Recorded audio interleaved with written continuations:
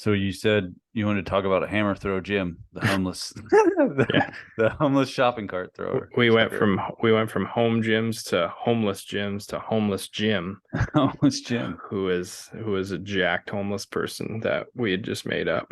where world record holder in the shopping cart hammer throw. Yep.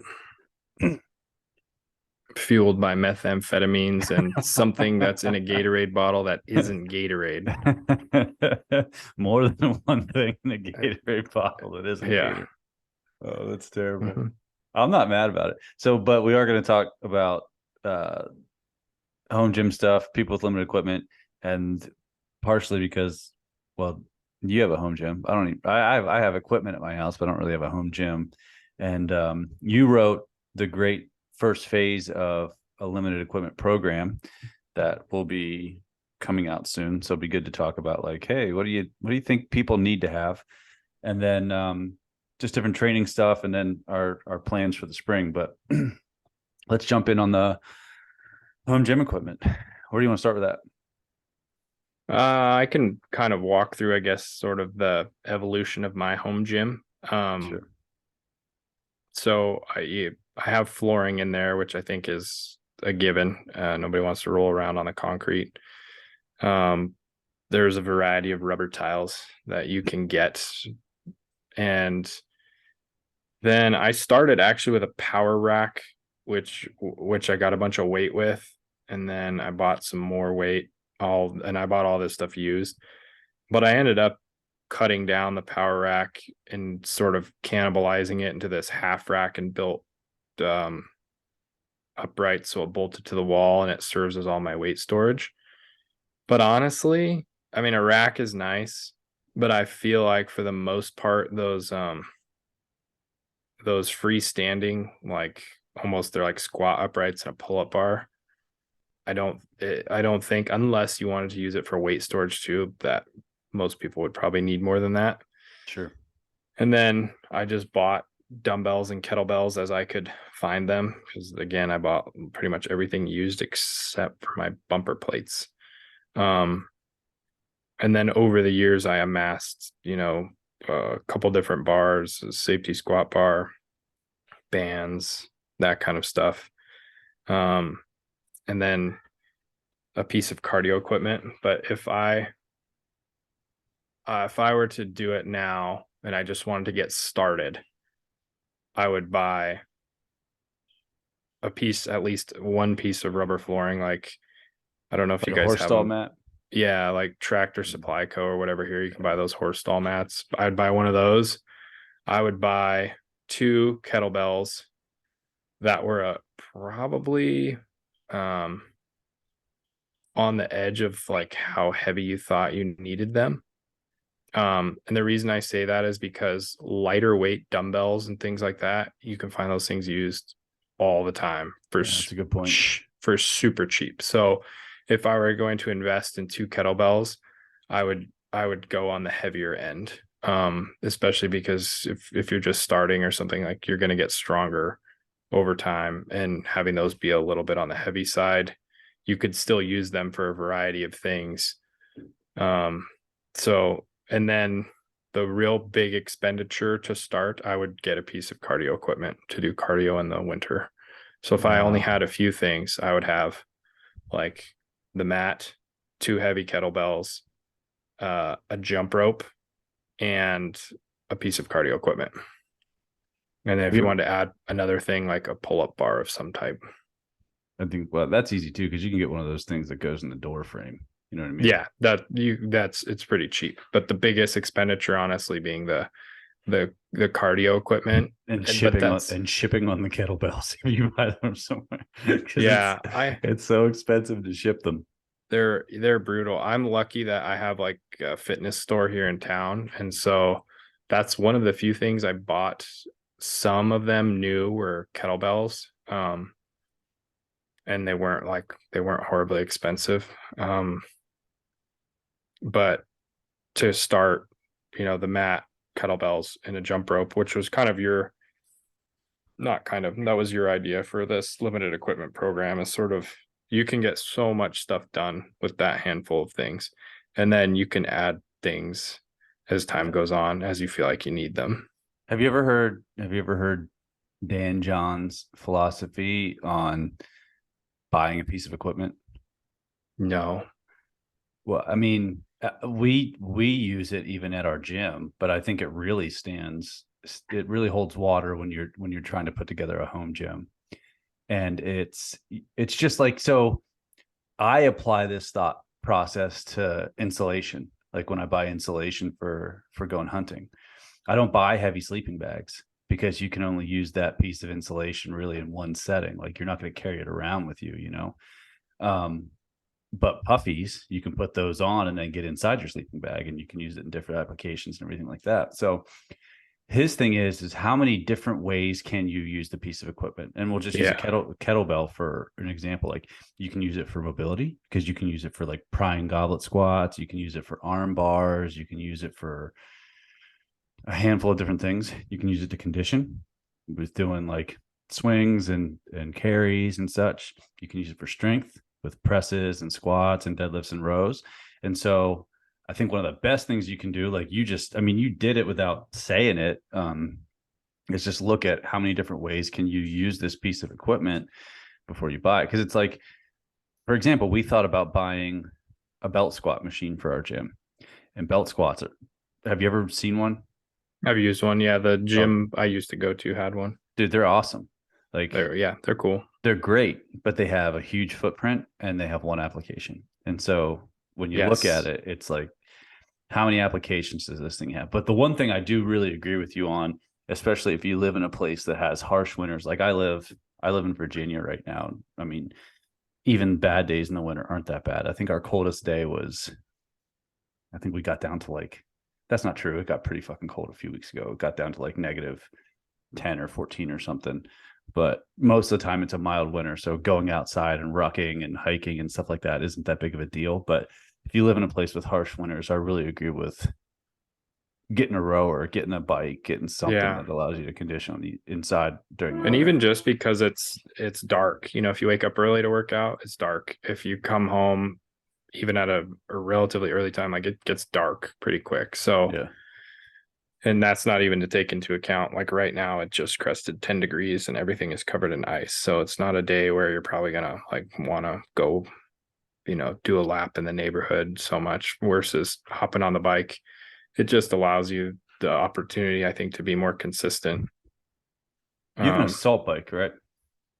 I have an Echo bike now. Oh, you bushy Didn't I tell bitch. you that? No, I'm No, not bougie. I'm the king of the dirt bags. that's I not true. You don't. You have an Echo bike. I got it for free because it had been hit by a forklift.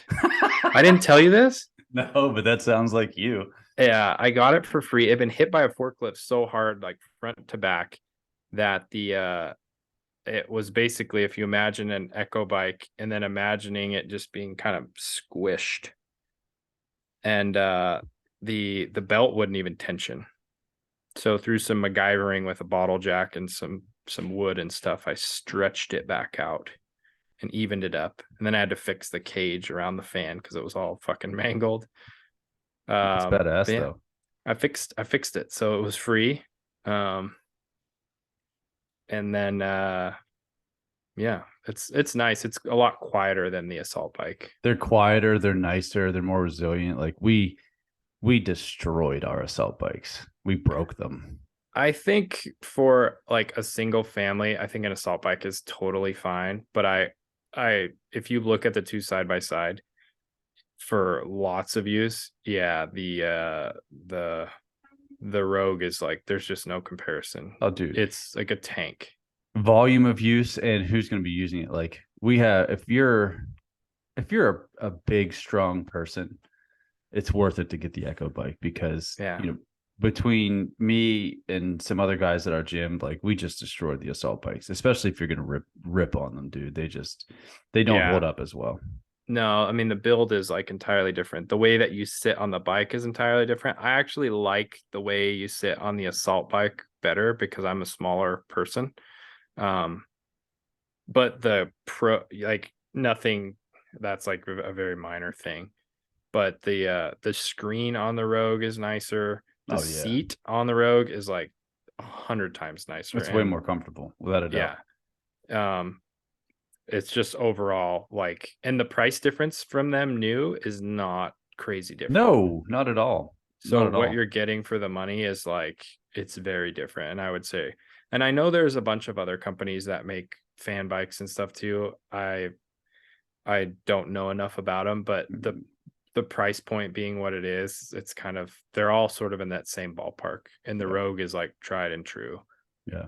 And I I don't would, have a ton of Rogue stuff. I have a bar, and I think I have a weight tree that was given to me in that bike, and that's it. I don't have any other Rogue stuff. we have a lot of it. I mean, our whole rack system at the gym is Rogue. We have the Echo bikes and everything like that. I mean, we have the Echo bikes down in with the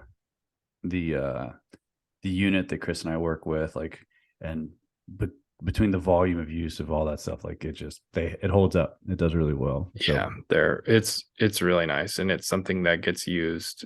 When you were saying about, Dan John's philosophy, which I figured would be something along those lines, because he's like just immensely wonderfully practical. yeah, But I look at dollars per use also. that's a good point. So like the Echo bike on dollars per use will pretty much kill everything in the gym for me. I'm lucky that I have a variety of stuff. So I use different barbells. I use, I have a hex bar, I have the rack, I have whatever. But with how much Quinn and I use that Echo bike year round, it never really cycles out of the programming. It's always being used. Oh, sure. Yeah. And so dollars per use, like, you have one for 2 years and it's like, it's nothing. Well, I mean, there's where you can even apply, yes, your dollars per use, but you can even apply the Dan John thing to that, and say, well, how many different ways can you apply these conditioning tools, right? And so, Oh yeah. if you look at, so let's just break down. We can look at a treadmill, a bike, the Echo bike, and a rower, right? Could you technically use them all for all different modes of conditioning? Sure.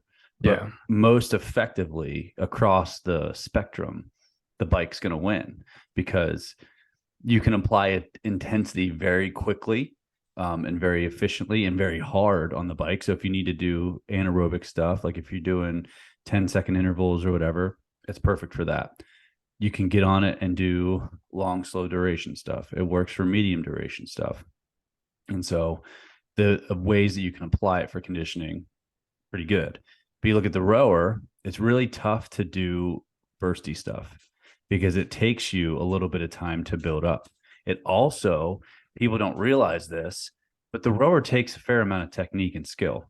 And if you don't know how to row properly, or you don't have coaching on rowing, you're not going to get as much out of it. And it's harder to dial in like your heart rate zones and stuff for absolutely, with what you're saying. Like you're the also technique seated. is like, correct. yeah. And think about one of the things, I mean, technically, if you're doing your threshold tests and you're setting heart rate training zones, you should do it for each position.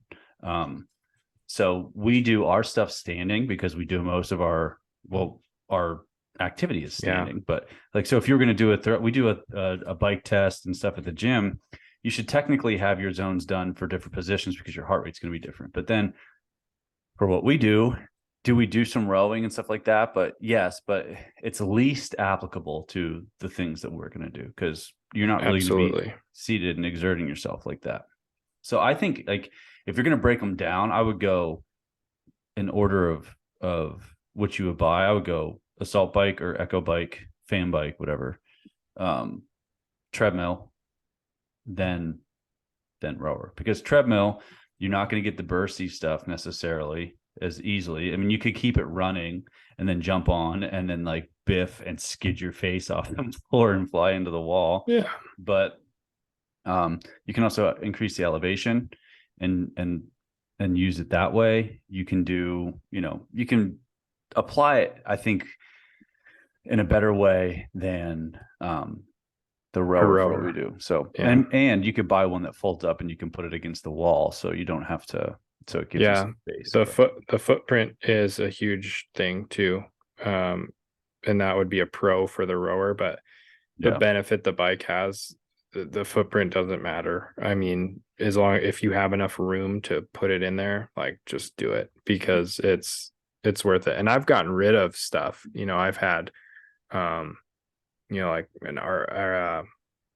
like a glute ham raise type thing. I've had things like that. And same thing. It's like this serves one specific thing, takes up a shitload of room.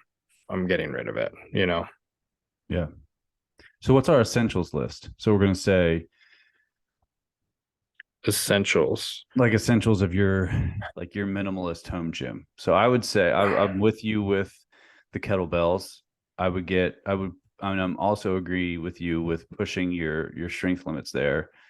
I would say I would man, if I would get as many kettlebells as you could afford in Uh, burning weights. I would you know. I would But if you agree. pick, If I had to pick, yeah, if we're looking on like kind of a limited basis, um, for sure those things. And then it's really hard to argue having a barbell let's say and you can't, no weights. barbell. No Can't have barbell. no Okay. barbells. Barbells are off the menu. That's terrible. I'm taking it away from you. I mean, other than that, one thing, if I were with limited equipment and I still use a lot, would be a couple of bands. Definitely bands. You can use bands for I've been messing a lot with like loaded mobility stuff. Yeah. And I like bands for that. You can use them for a whole slew of strength type exercises too. And they're cheap. They're so cheap. You need somewhere to hook them, but you can get creative with that. You can, do any number of things. I said a jump rope already, right? Yeah. If we're not going barbell and I wanted one more very versatile piece of equipment that I use a lot would be a weight vest. Weight vest for sure. Yeah. I like a perfect example for the HICT stuff. I'll use a weight vest for that because I don't have heavy enough kettlebells to do the goblet stuff with to get where I need to go. Sure. So I'll wear the weight vest and then I'll hold my heaviest two kettlebells and then I'll just drop those. I do my push-ups with the vest. And then so you can add load to what you're doing. Or if you're doing an exercise like a really heavy split squat, for whatever reason, and at some point your grip's just going to give out. It's like, well, you can throw the weight vest on and add load that way. Definitely. And you can, like Quinn, my wife, she rucks with the weight vest. That's like, she doesn't ever go over. She's a very small person, so she doesn't really go over 25 pounds. She just wears a 25-pound vest. And I think out of the ones I've used, the V-Force ones they're expensive, but they're really nice. They're really comfortable. That's what we have. Compared to and there's other expensive ones. Like I have one, it's that like Mir or whatever, the one Rogue sells, MIR. Oh, okay. That one is so fucking uncomfortable.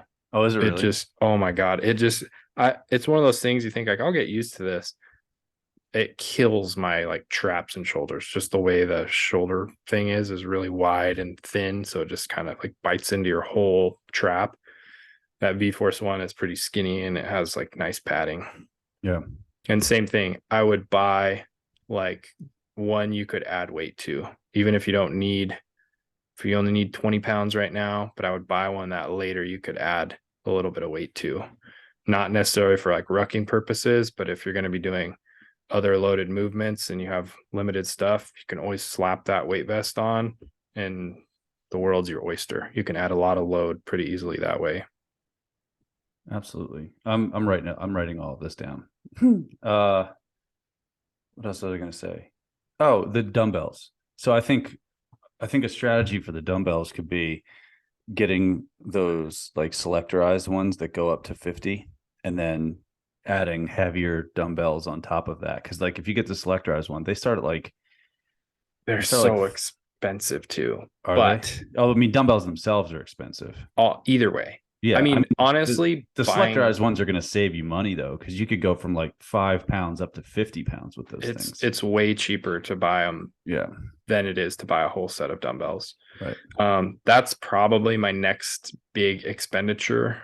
But I need the heavy selector ones.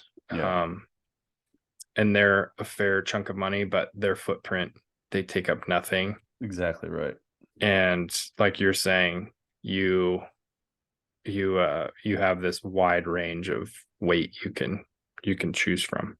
Yeah, But I think I don't know.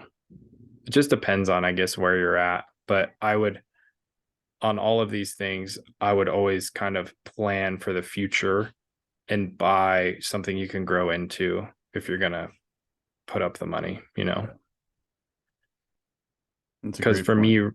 for me right now, I have a mishmash of lighter weight dumbbells that I happened upon, you know, because I bought pretty much everything used.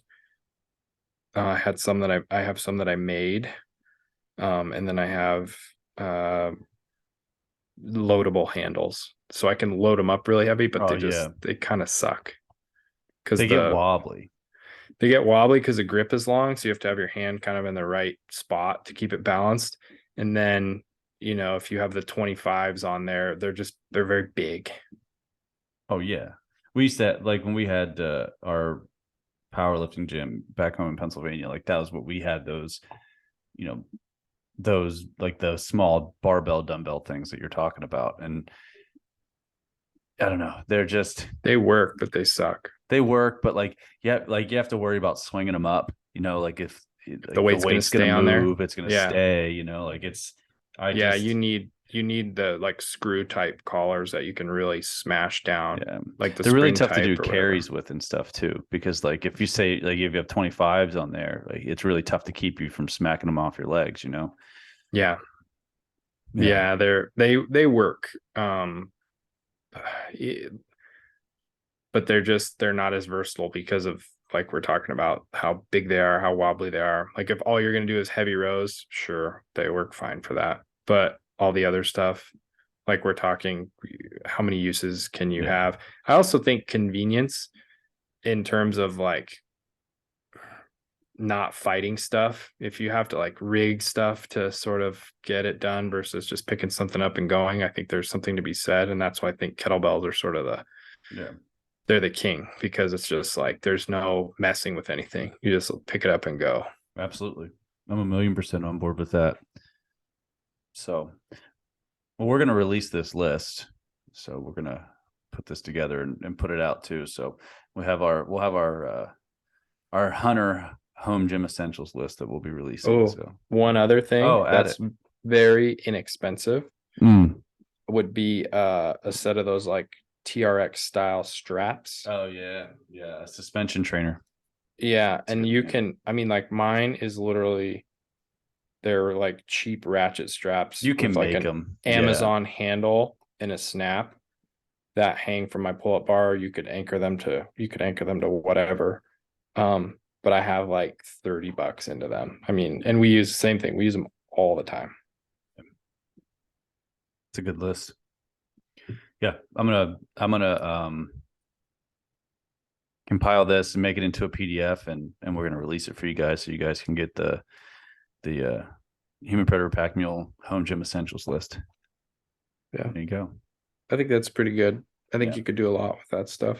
You could do I know most you things that you can wanted. Yeah. because I've done it. Yeah. I mean, the thing is, there's no substitute for building big systemic strength, you know, with having some kind of barbell or barbell-esque equipment. Like there's no Yeah. substitute. But can you do a lot without having that? Absolutely you can. Absolutely you can. Yeah. I mean, and really the barbell stuff I use mostly for pulling movements for squatting and that sort of thing. I don't use them as much. I use the safety squat bar more for that type of stuff. But if I had heavy enough kettlebells or something, I would honestly probably pretty much always lean toward that. Yeah, fair enough. Fair enough. Well, there's a home gym. Let's what else did you want to get into today? Did I say? You said home gym. Forget. You said what we're doing this spring. And Oh then yeah, and what training things we are currently interested in. yeah, what do you got? Um, I'm interested in I'm interested in a lot of things right now. The Not thing I'm you. messing with, I know. The thing I'm messing with the most, honestly, is different mobility stuff. Um, trying to, along the same lines, like things where you can do a few mobility exercises that have a lot of benefit versus doing like 30 different mobility exercises. Um, kind of trying to dial those things in, and some loaded type mobility stuff. I've been pretty interested in that, which we do a fair bit of that in the programming we have now, but just different variations on that. A lot of things focusing on the hip, groin area of the world, just because for us that air, kind of takes a toll. Like, what are you doing? What are you talking about? Um, I sent you some stuff. Like, there's things I don't even know the names of. I'm sure they're a thing that somebody's done a million times over. I've been doing a lot of like prone. If you imagine doing a shoulder car but prone, but then with the you can obviously only go through such a range of motion, right? But Yeah. picking your arm up and going through as much range as you can while you're prone, and then this kind of the same lines with the hips in terms of being prone and lifting that leg up, externally rotating a hip and bringing that knee up as high as you can. um that sort of thing. I've messed on and off with some loaded, like a butterfly sort of stretch or whatever. I've done a fair bit of that, which I kind of go back and forth on whether or not I think it's worth it or not. um and What else have I been messing with? Those are kind of the main ones. Some sort of plank variations. Um, oh, like um, one I've been doing actually a lot is I really, in the old warm up that you had, I still do rolling like every day. I Oh really like yeah. the rolling. I just I love how it makes, like, as a first thing, I just feels good. Um, so on that, like doing that sort of, but just cycling, with laying on your back, one foot up, and like a windshield wiper, bringing that leg as far over as you can reach while keeping your upper back on the ground. And then same thing, going all the way out, reaching out as far as you can reach. Stuff to just try to help keep my hips and stuff happy with as much hiking and stuff I've been doing, especially with wearing like a waist belt sort of Oh upland yeah. pack. Um, that stuff just on me has a tendency to get tight. So I've been doing a lot of that sort of extracurricular stuff. What have you learned from doing it? Um, I've learned that I think your overall hip, strength and mobility is like super essential. Um, and doing a couple things less than I would think even now, every day has just a massive benefit. And I don't even know so much that it's the perfect movement or anything. I think it a lot of times just comes down to doing something. And Yeah. so if it's something you like, is for me, that's the way I like seek variety a little bit in training, is like, oh, I want to see if I can figure out something that, you know, feels good and gets my hips moving a little bit better. And so I mess with things like that. And so it's kind of fun. And sometimes you find something that you like and feel like works. But I think just doing mostly anything of the exercises, you could pick an array of thousands, and something is going to help, Oh just yeah. doing something. It's Um, especially with mobility stuff. I think Well, and it goes this way for most things, but definitely with mobility training is consistency. Yeah, It's and you don't need the like progression necessarily in all things, which is kind of cool. You can dabble with all sorts of yeah, stuff and you're still kind of moving the joint in the same fashion, but it's not like, well, I have to get to a point where I can do this magic stretch. right. Yeah, you can have some variety and do some things, and a lot of times it all kind of points you in the right direction as long as you're not doing anything totally stupid. Yeah. I move your joints in as many different ways as you possibly can every day. And Pretty much. it's the best thing you can do. Yeah. Um, I what about mean, you? me? Oh What my are God. you interested? Does anything interest you right now? With Nothing training, interests you at this point. I'm such a curmudgeon. You know what I I mean, know. dude? It's just like I'm just so jaded and awful. No, I'm just thinking ahead of looking at the planning from last year and just spending time considering what alterations I'm going to make this year, you know? Because we really didn't start the Backcountry Ready program last year until what was it, the summer? We started the summer, May, I May. think. We started Yeah. May. And so we have more time this year because at this point last year, we weren't doing Backcountry Ready. It wasn't the same progression. So I'm looking at, um, I'm just kind of diving back into, some of the stuff that I learned in grad school and some of the other training stuff and looking at resources to look at, well, how do I want to, what are we going to keep from last year? What can I move um, forward in the year? What can I move backward in the year to make this all kind of coincide and make and get the most out of our training cycles? And so that's really what I'm looking at is just, I know what's going to happen for the next 2 months and I have the outline of what's going to happen after that.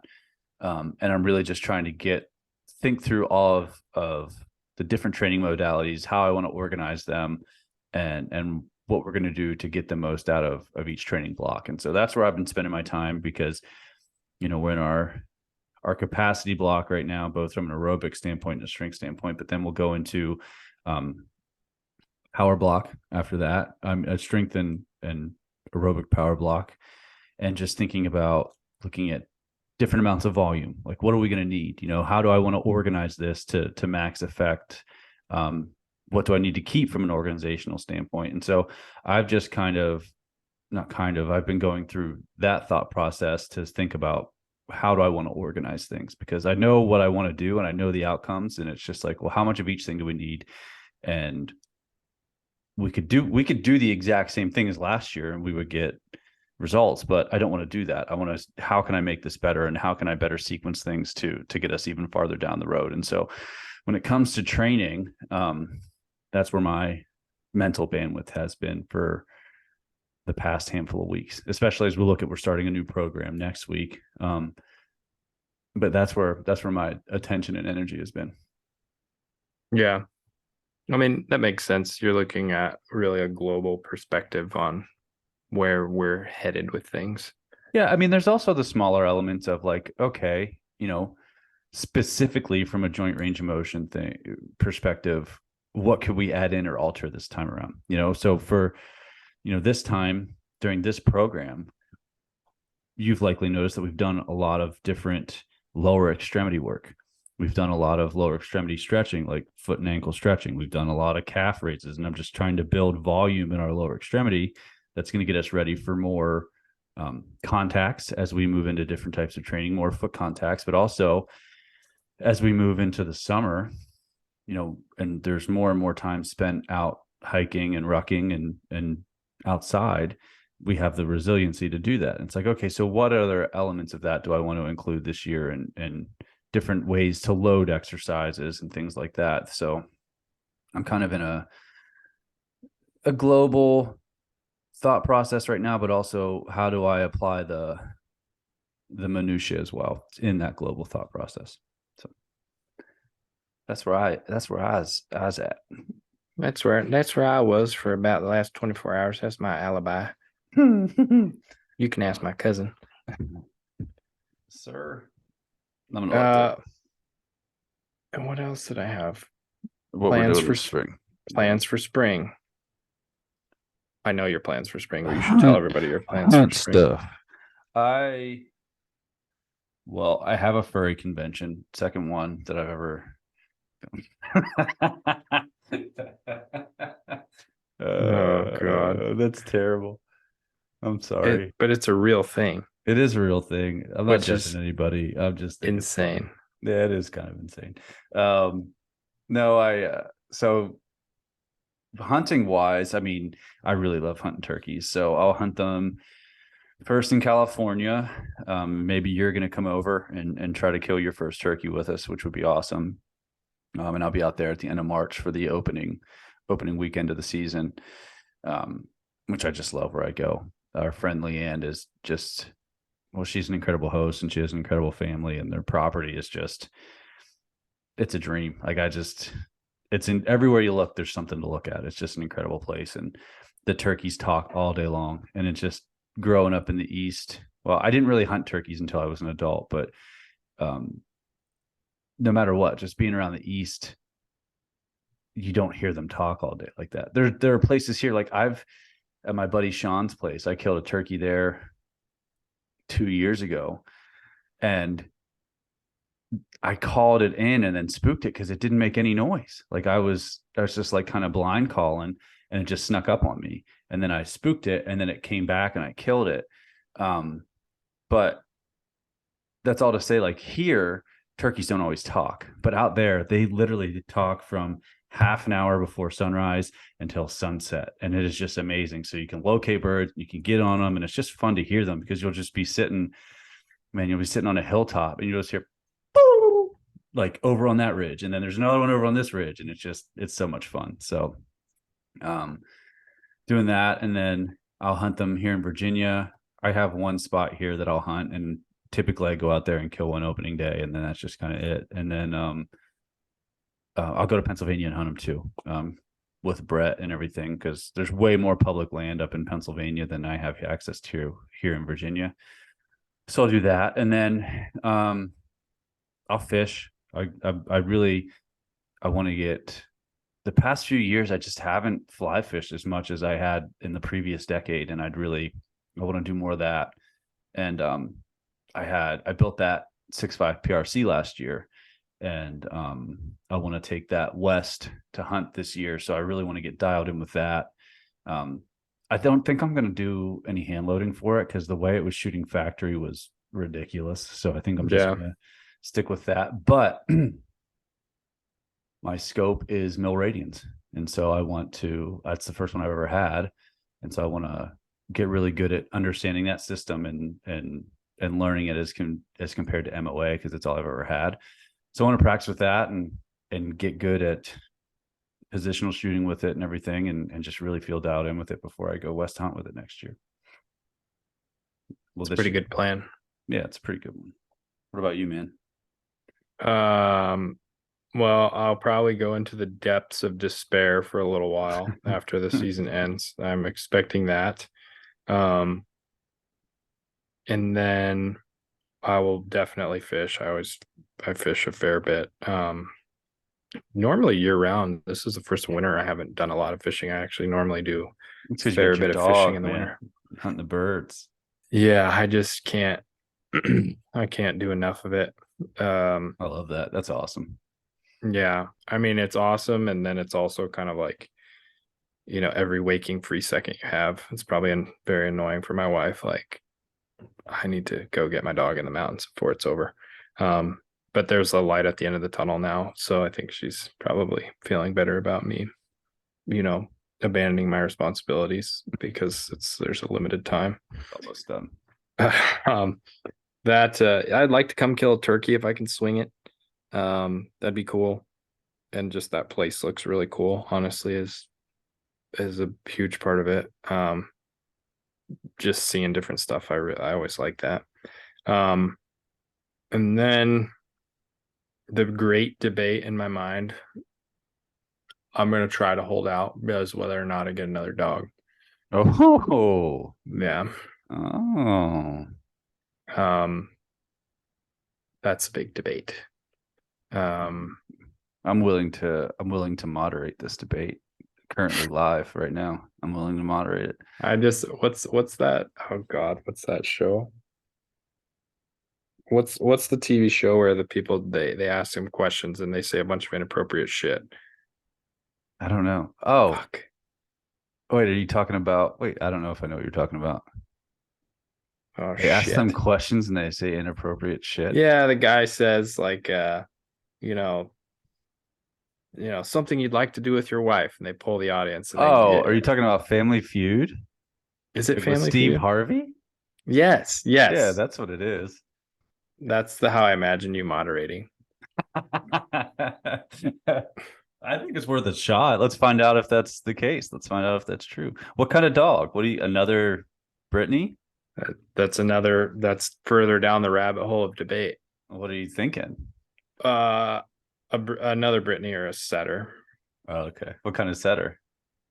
Whatever English setter. Oh, Not a, yeah. I know Llewellyn. Llewellyn, yeah, whatever. Not an Irish setter, not a Gordon setter. Even though both did cross my mind. Mm. I think, and I know where I would get either of my dogs from, also pretty much. So Llewellyns are kind of small, aren't they? They're not very big, right? They're no, like the not size of a Brittany, aren't they? well. I mean, my Brittany's pretty small, but yeah, they're not big dogs. Yeah, They're cool. but they are cool. They're pretty. Yeah, so that's on my, I don't know, my perspective list of things to do, and then we'll do some camping, fishing, just fun Yeah. stuff. I'd like to. I hear that. I'd like to backpack this year. I haven't backpacked in a handful of years. And I used to do it. I used to do a couple big trips every year, and I just haven't been doing it. I'd like to get out and do some more of that. I like build it into my training plan there for years. It'd just be like periodically doing overnights and stuff just to get volume in. I need to do that this year too. yeah, that's fun. Just I think the way I think of springtime is sort of like easy going, sort of, compared to the rest of the year anyway. It's nice because it's like you start to feel comfortable again. Like that's the beauty about of turkey hunting is because yeah, like the beginning of the season you'll go out and the mornings will be kind of chilly, but then like as the season goes on or even the day goes on, like in California, like if you come, like it'll be some mornings will be 40, 45. And then like at 10 o'clock in the morning, it's like 65 or 70. And you can just lay there and just soak in the sun. And it's just Yeah, like it's nice. And it's feels just good. it just feels good, man. It's awesome. Yeah, and I get to. I mean, the point of the year I dislike the most for sure is the end of summer. So I Why? really appreciate. It's just so fucking hot here. Oh yeah. It's so hot, and you like the wildfires have been crazy. So it's like hot and smoky for weeks, sometimes months on end. Um, I get so tired of that.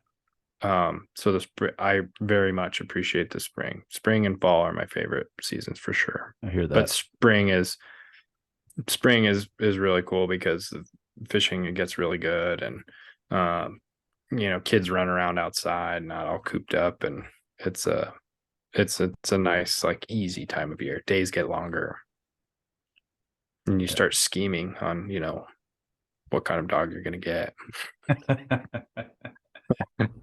You go from whether you're getting a dog or not to what kind of dog you're gonna get. I already know what kind of dog you're getting, which is gonna be a fucking cocker. Okay. I'm not getting a field cocker. Yeah. I'm not doing Because you know what I'll do? I'll show up there with a cocker. it. And I'll be like, dude, it's on you. Like leave it in a baby basket. Like you have Just to on my you, doorstep. you have to do this. What are you gonna do? You gonna abandon it? What are you gonna do, Todd? I think if you saw one in real life, I got to see one in real life this weekend, and it's insane. I'm sure they're awesome. I told the don't guy, I doubt it. said they look like they're running. If you're fast forwarding like on your TV, that's what cockers look like. You see all the other dogs, like they're kind of their cadence that they run, and the cockers look like they're like just sped up, like 16 speed. I mean, that's neat. I get it, but I don't know, You are man. gonna get it. Yeah. I don't know, man. We'll see. We'll see. I'll do some research. I'll look into it. You don't have to worry about it. I got it. We'll see what happens. But I'm just gonna show up, cocker puppy in hand. oh God. Yeah, we'll see what shakes out. I don't know. I don't know about all that. So Brett was talking about getting a field golden. I know nothing about that. Yeah, I don't know. They're big. They got longer hair, I guess. So I don't know. Let's talk about that. Well, What are you gonna say? I don't know. This is just a journey you have to go on. Well, with the Cocker Spaniel? No, just a dog in general, but Oh yeah, I'm in. Like one of the things that I need to do with my life, or I don't think I'll be completely satisfied, is train a dog to hunt. Like I really want to do that. So I'm in for that. It's just I don't know if it's gonna be a Cocker Spaniel. you just don't know if you want the one that's like Animal from the Muppets. Exactly right. It's they're just like that. I also can't. I don't think I can have that dog. Well, I don't know how much longer I'm going to be living where I live, but like, I can't have that dog here. Like, I would not Oh, be sure able. you could. I would not be able to service that dog as well as I should be able to. So, yeah. Well, this sound like excuses to me. Yeah. It's just like all the people that I see walking around here with like dogs that are made for the Arctic. Oh It yeah. looks so miserable. It's like, why do you have that dog here? It's made They for deep snow and cold. Like, people do that here too. It's like you have a husky and it's 102 degrees in the summertime. It's I don't know. it's messed up, man. It's messed up. So, right now I have my lazy pit bull, and she does fine for where we live because she gets her walks and everything, but it's not like she doesn't need like I gotta work right now. I gotta do things. So Oh yeah. yeah, Yeah, you don't have to let them out in front of the truck while you're driving somewhere. yeah, and say run. So Yeah, fair but enough. we'll figure it out. We'll get the dog though. I don't know if it's gonna happen this year, but we'll see. We'll see, It's, Jordan. yeah, I'll be excited when you get a dog. Me too. Me too. Well, I know you want to go hunting, so I should let you take your daughter out into the freezing cold now. Wish me luck. into 12 degrees and hope that you find yourself some chuckers. So Yeah. before we're done now. We're done with the podcast. But before we go, I'm gonna put in the show notes a list. A link to download the home gym essentials list that we compiled here on this one, and so you'll be able to get yourself the list that we talked about, so you can remember it and you can start checking stuff off of it. So, yeah, Jordan, as always, you're lovely, and I appreciate your mustache. Yes, it's back. Yeah, I'm happy about it. It's good. Well, I appreciate you as well, sir. All right. You look like Master Chief Wilcher. Like that's what you look like, kind of. All right. I'll go All with right, that. we're done.